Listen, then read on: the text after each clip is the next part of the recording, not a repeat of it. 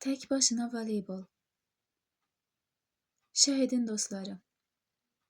İbrahimin güclü qolları hələ 9-cu sinifdən onun bir çox idmanlarda mahir olduğunu göstərdi. O, idman saatlarında həmişə voleybol oynayardı. Heç kim ona bata bilməzdi. Bir dəfə tək başına 6 nəfərlik bir komandaya qarşı oynadı. Ona topa 3 zərbə vurmaq icazəsi verilmişdi. Bizim hamımız, o cümlədən idman müəllimi onun necə qələbə çaldığını gördük. Ondan sonra İbrahim çox vaxt voleybolu tək başına oynayırdı. Tətil günlərində çox zaman 17 Şəhrivər xiyabanındakı yanğın söndürmə məntəqəsinin arxasında oynayardıq.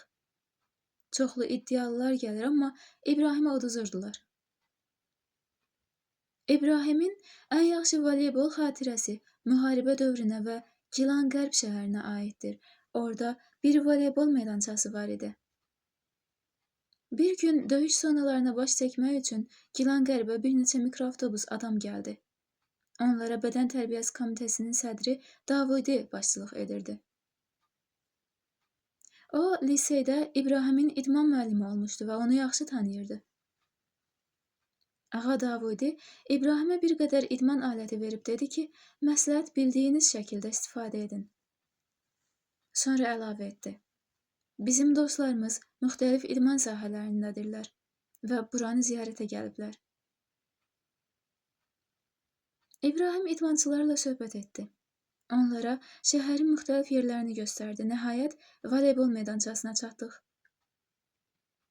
Ağa Davudi dedi. Tehranın voleybol komandasının uşaqlarından bir neçəsi bizimlə gəlib. Bir yarışa nə deyirsiniz? Günorta saat 3-də yarış başlandı. Bir tərəfdə 3'ü peşəkar voleybolçu olan 5 nəfərlik bir komanda yarışırdı. Digər tərəfdə də İbrahim tək başına. Çoxlu tamaşaçı vardı. İbrahim adəti üzrə ayaqyalın, şalvarının balağını qatlamış halda və alt köynəklə oyuna çıxdı. Elə oynadı ki, hamı mat qaldı. Həmin oyun 10 qol fərqi ilə İbrahimin xeyrinə bitdi. Sonra idmançılar İbrahimlə şəkil çəkdirdilər. Onlar sadə bir döyüşçünün peşəkar idmançılar kimi oynamasına inanmırdılar. Bir dəfə DOHK qarnizonunda döyüşçülərə İbrahimin voleybol oynamasından danışdım. Uşaqların biri gedib voleybol topu gətirdi. Sonra da 2 komanda yığıb İbrahimi səslədi. İbrahim oynamaq istəmirdi, lakin biz israr edəndən sonra dedi. Onda mən tək oynayacağam. Oyundan sonra komandirlərin bir neçəsi dedi. İndiyə qədər bu qədər gülməmişdik.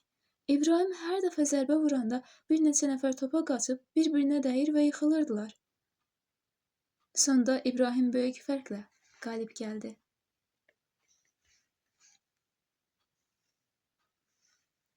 Mərc oyunu.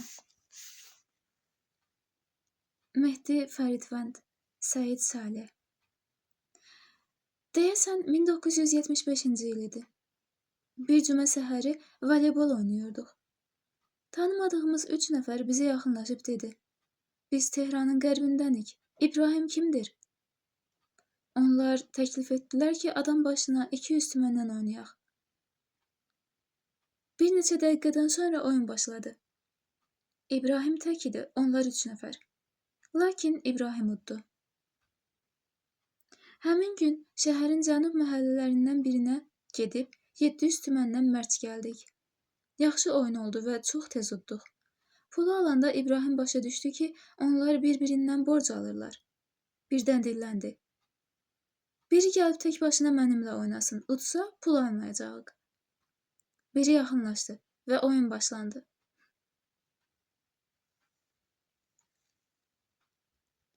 İbrahim çox zəif oynadı və rəqibi qalib gəldi.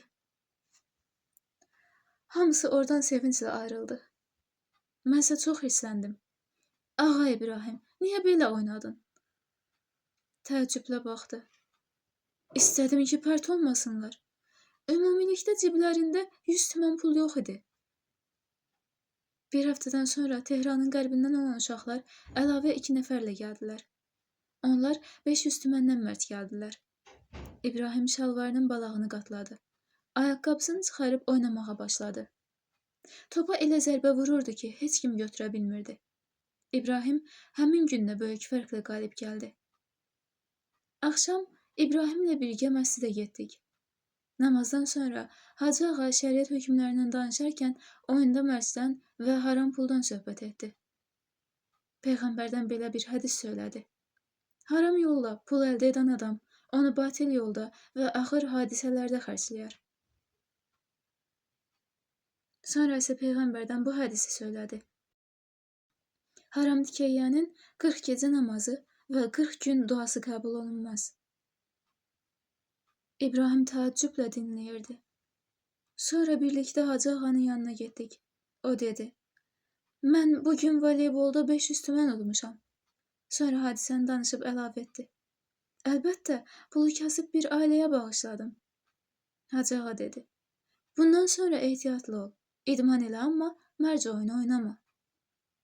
Növbəti həftə həmin adamlar yenə gəldilər. Bu dəfə daha bir neçə güclü oyuncu gətirmişdilər. Və 1000 tüməndən oynamaq istəyirdilər.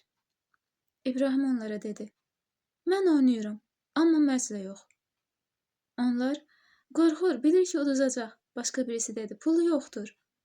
İbrahim onlara dedi, mərc oyunu haramdır. Mən bilsəydim, öncəki dəfələrdə də sizinlə oynamazdım. Sizin pullarınızı da yoxsula verdim. İstəyirsinizsə mərsiz oynayaq. Çoxlu danışdıqdan və maskaradan sonra oyun baş tutmadı. Bir dostu deyir, İbrahim bizə çox deyirdi ki, mərc oyunu oynamayaq, lakin bir dəfə Naziyabad məhəlləsinin uşaqları ilə oynayıb çoxlu uduzduq. Oyunun sonlarında İbrahim gəldi. Mərc etdiyimizə görə bizə çox hirsləndi. Digər tərəfdən uduzduğumuzu vermək üçün o qədər pulumuz yox idi. Oyun bitəndə İbrahim yaxınlaşıb topu götürdü və dedi, təkbətək oynayan var? Naziyabad uşaqlarının arasında milli komandanın bir oyuncusu vardı, xüsusilə qürurla qarşıya çıxıb dedi, neçəyə? Əgər uduzsan, bu uşaqlardan pul almayacaqsan. O da qəbul etdi. İbrahim o qədər yaxşı oynadı ki, hamımız məəttəl qaldıq. O böyük fərqlə rəqibini məğlub etdi, amma sonra bizi çox danladı.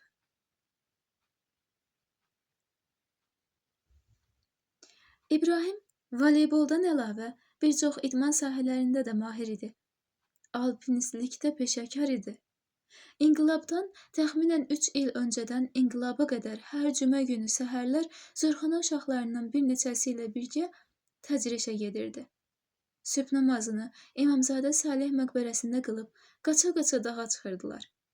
Orada səhər yeməyi yeyib, qayıdırdılar. Yadımdadır, İbrahim güləşə hazırlaşır və ayaqlarını gücləndirirdi. O, Dərbənd meydanından uşaqların birini çiyninə atıb, əkiz şəlalələrin yanına qədər apardı. Dərbənd və Küləkçal bölgəsindəki bu alpinistlik inqilabın qələbəsinə qədər davam etdi. İbrahim futbolu da çox yaxşı oynayırdı. Stolüstü tenisdə də usta idi. İki əlli oynayırdı və heç kim qarşısına çıxa bilmirdi.